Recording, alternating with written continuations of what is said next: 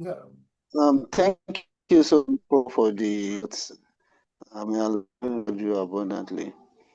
First, I want to make a request. I think you mentioned it, but I don't know. Maybe it is only with respect to the sites where we can get data that we are referring to. But I would like to make a request for the slide for you use for the presentation. Okay. I will appreciate if you can make it available. Sure. Yeah. Yeah. Now, my question really is just I will appreciate if you can actually expose, say one or two things about AI governance, uh, what and what it entails, and how we can. Is it only limited to ethical use, and what are those things that AI governance actually entail, and how we can maximize, we can exploit that also, the prospects.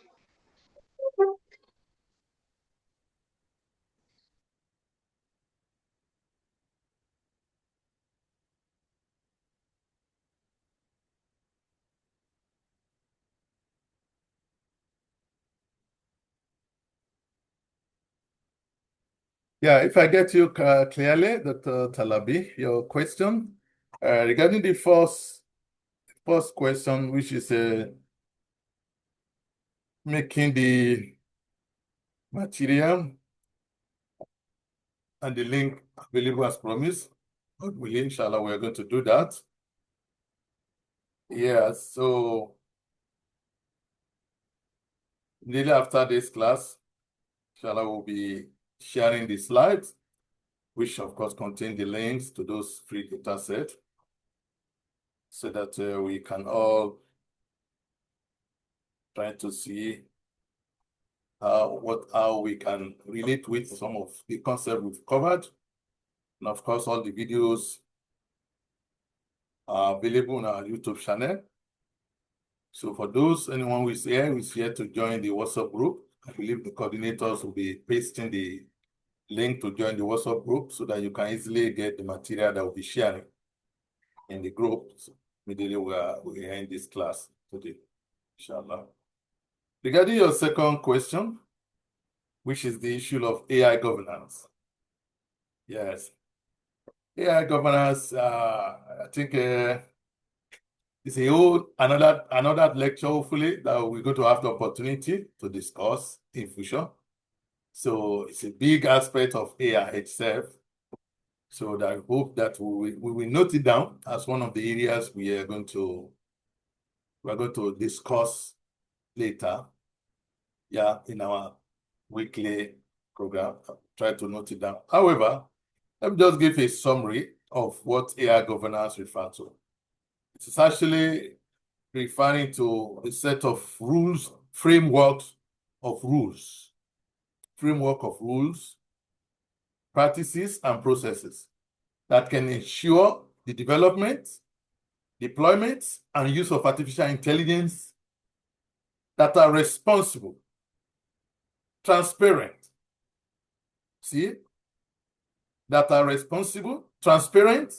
and aligned with societal values.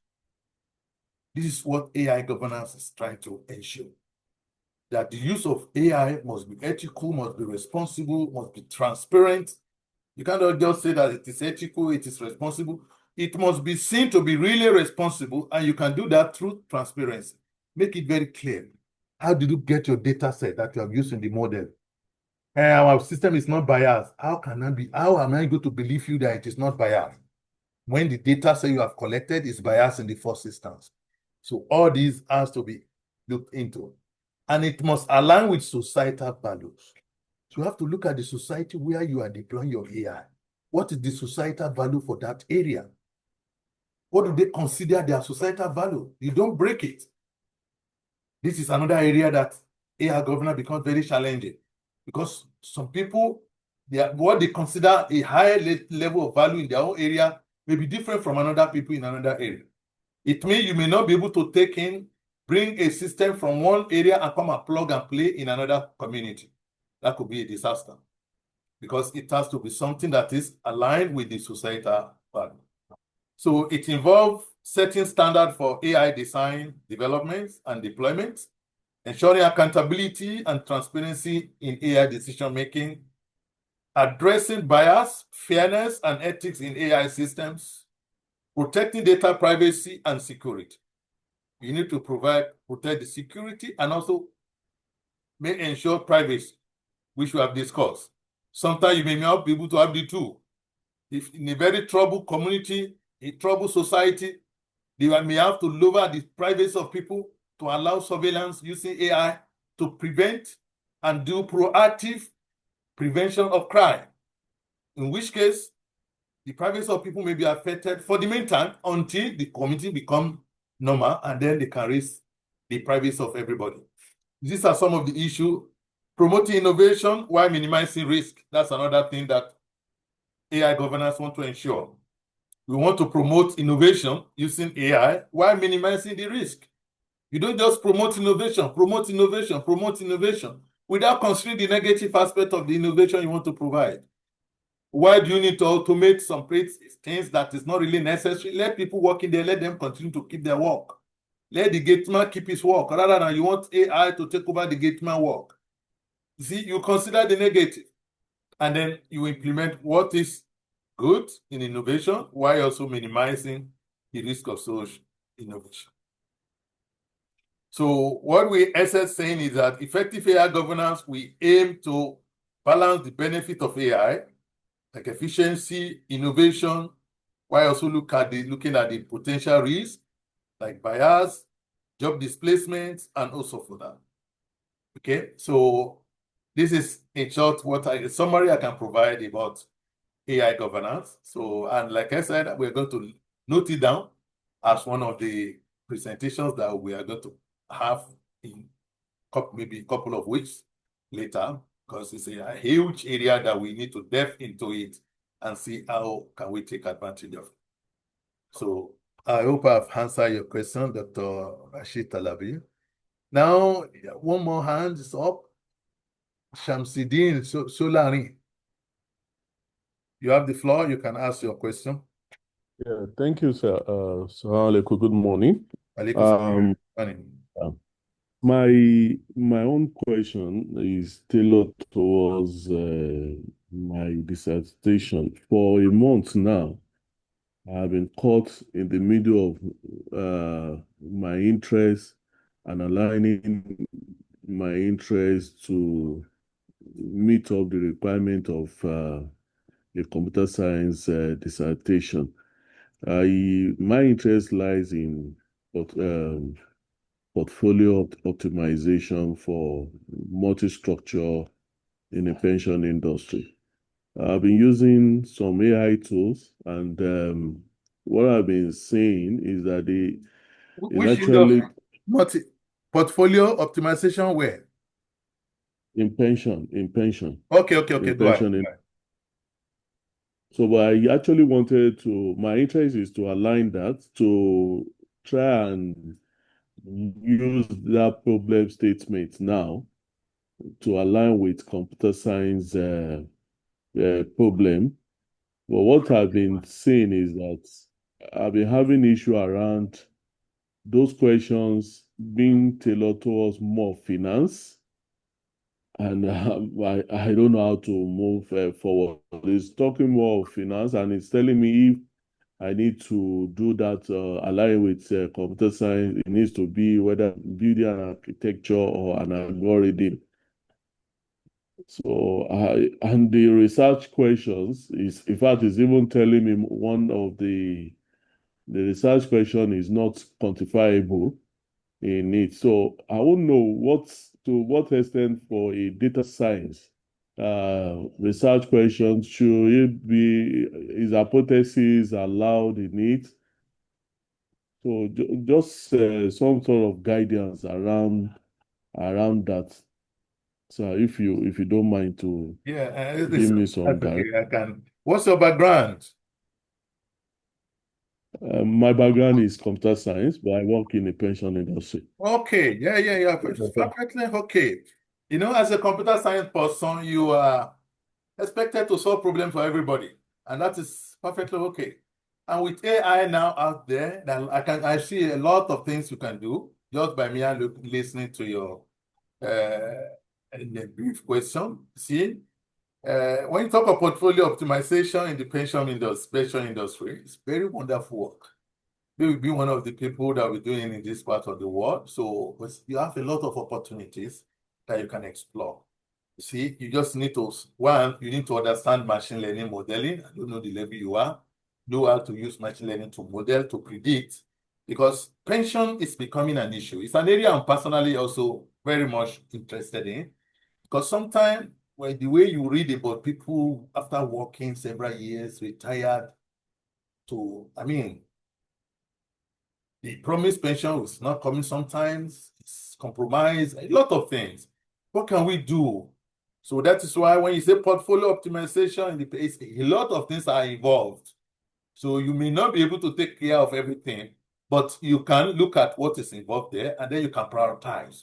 Which of them should I follow? And then try to see how I can help. For example, the pension industry involves strategically allocating assets to maximize returns while minimizing risk. I believe you agree with that. Yes, sir. Yes, sir. Am I correct? Absolutely right. Yeah. Absolutely. So they want to be able, because if they would keep the money there, the money may not be enough to take care of these people when they retire. But the money must be kept in a place that it will be making more money, like viable investment.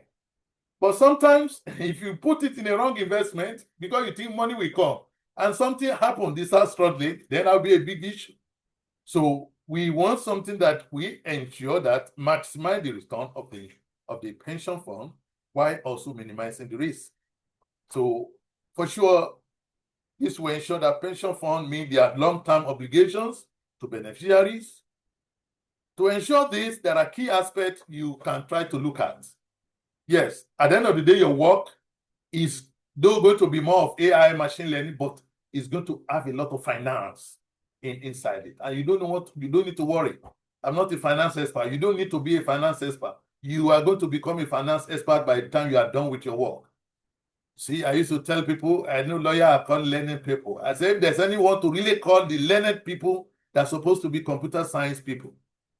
Because you need to computerize a system, you must understand some of their work. For example, some of my early work were in the area of oil and gas. I became a member of Society of Petroleum Engineers. I did a lot of work for them, modeling for them in permeability, PVT. Later, we moved to health, we moved to business forecast. So as a computer science person, don't worry, you can do it. You're just going to get the necessary knowledge to do what you can do. So it's not something that, oh, I'm in a computer science background, I'm facing some of this finance stuff. It's easy. So the system will support you and then help you in doing that. So one area you can look into is asset allocation. See, like diversifying investment across asset classes. See, stock, bond, real estate, to balance the risk and increase the return. So it means you may want to say, okay, use predictive solution to preempt which area that if we put this money to, this money will be successful. We'll be able to have huge return with minimal risk. You can use AI to monitor around those areas. You're going to build several multi-level predictive solutions in that kind of portfolio area, you see, for asset allocation. Where do we put the asset? Which area? Then you predict. That is saying that will predict with accuracy and explainable AI. It will also explain why you are asking us to go for this investment option. Why not this option? AI system can do that for you easily. Okay. Another level after you have done with that is, okay, send it to this bond. Why this bond? Why not the other one? Question will be asked. You answer another question again. What of risk management? You want to assess and mitigate risk. For example, market rate, the longevity of the risk. These things you can do prediction for. Just look for data sets of different pension schemes in the past, the one that are successful and the one that had problem. Then we'll be able to know the characteristics of pension decisions that should not be done and those that should be done. That's another one. We've mentioned asset allocation, risk management. What of liability? Liability-driven investment, where you try to align the investment with future pension liabilities. What of diversification? Where you spread investment across geographical locations. See, and asset types in order to reduce the risk. You don't put all the investment, all the fund in one investment. It's being a single point of failure. See, if something is performing now and everybody is going there, once there is disaster, it will be huge. You deliberately, you diversify. It's part of your portfolio management system you have to build. At what point do we diversify? See, sometimes you may also need to consider the environmental, the social, and the governance factor in order to make the investment decision. So in all, it's a... In the past, people used to use simple optimization model. However, like mean variance optimization, if you read about pension management, yeah. However, with AI, you have a very huge opportunity to launch into that area and be one of the forerunner in that. And I can see a lot of possibilities you can actually investigate. So forge ahead, keep going ahead, don't be discouraged. It's the right thing to investigate. And also you have computer background, study more of machine learning.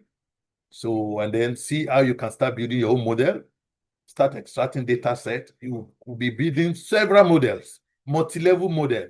Should we go for this or not? If yes, what's going to be the profit we're expecting from this business? Is it going to be risky or not risky? What is the level of risk? That is multi-level predictive solution depending on the data set that you have. So, but then, since I don't know how far you have gone in machine learning, if you are attending us for the first time, you are welcome. So subscribe to our WhatsApp group, check out our YouTube channel, see some of the concepts we have covered. And then if there's need for further private consultation, you can reach out to us. So, but I want to show you it's a workable area. We have a lot of opportunity to be among the forerunner in that area. So I wish you all the best. Thank you, sir. Thank you, sir. You're welcome. Okay, thank you very much, everyone. That's what we're going to have for the day. There's no more question. Thank you for the attendance, and I wish you all the best. Till another time when we're going to meet again. So thank you very much. And like I always say, to let us always pass the message across to our colleagues. The essence is we want AI to be as accessible, to have accessibility to people to have access to AI as much as possible. This is our aim and objective. So please help us to achieve it by sending out the message as much as possible.